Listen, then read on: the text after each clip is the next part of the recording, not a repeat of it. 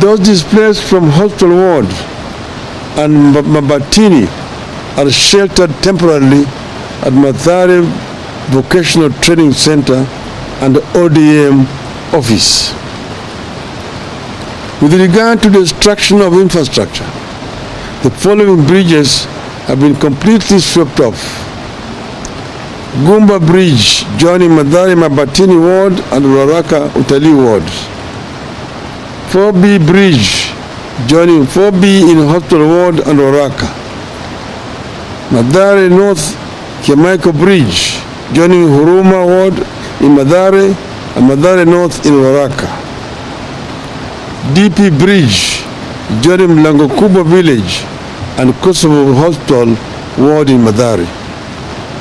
Thiga Bridge joining Hospital Ward and Mlango Kubwa Village 2. Humanitarian assistance needed immediately include foodstuffs, blankets, mattresses, water and medicines. Long-term assistance needed include building materials to reconstruct houses for those displaced and financial assistance to resettle those who had built on riparian land near the river. In Kibra constituency, the situation is as follows.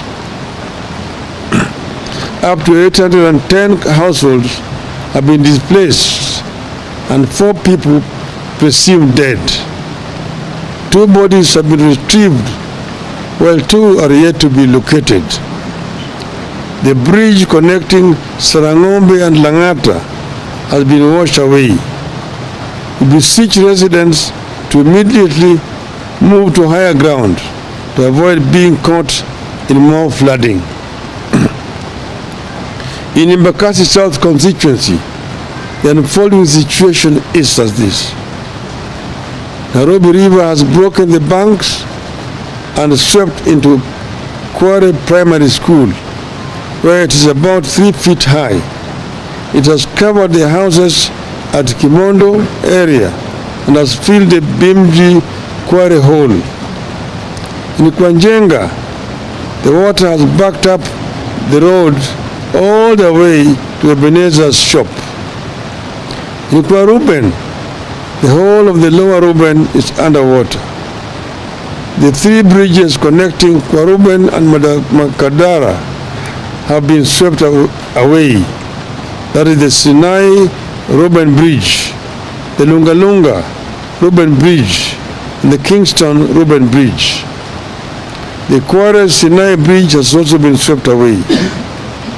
There are clear indications that any existing emergency systems are overwhelmed and will not cope the more the disaster unravels.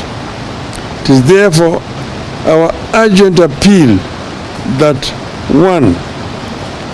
The President and government hereby declare the floods a national disaster and immediately activate all emergency mechanisms, including military disaster response teams.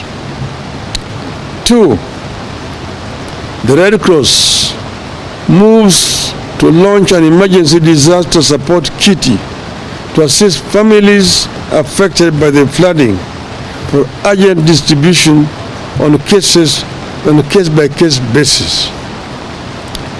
As we speak, the Azimio members of Parliament assembled here have already put together the sum of Kenya shillings 1 million as a start, which shall be given to the Red Cross in Nairobi for distribution to the affected people. The county and national governments unveil a robust, that is 3. The county and national governments unveil a robust information gathering and sharing system to enable people report and avoid disasters as they unfold. 4.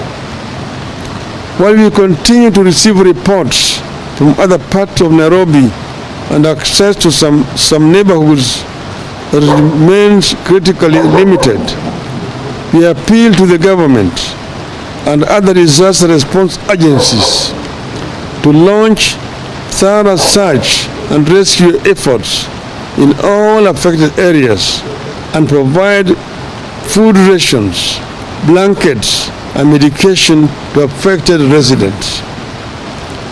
It is important to point out that all forecasts show that the rains will be pouring some more tonight and the coming days, which means the disaster is about to get worse. Preparedness is key to forestalling a crisis of larger proportions. What I've said about Nairobi applies almost with equal weight across the entire country. The entire country, as we talk today, is in a situation of a national disaster. Therefore, it is important that the government moves with speed to mobilize all the national resources available, in the country to deal with this situation. The military, the paramilitary, police should all be engaged in order to help our people. Across the country, you've seen Tana River, you have seen Baringo, you have seen Mandera, you have seen Homa Bay, you have seen Nyando, you have seen Busia, you have seen, it's all over the country. Even in some of the most unlikely places, there is the disaster. As we go through all this and seek help, I believe that all Kenyans believe that as a country we deserve better and we can do better. I believe that as a country we can do better than crying for help when rains come and crying for help again when rains fail. We can do better. End of the statement.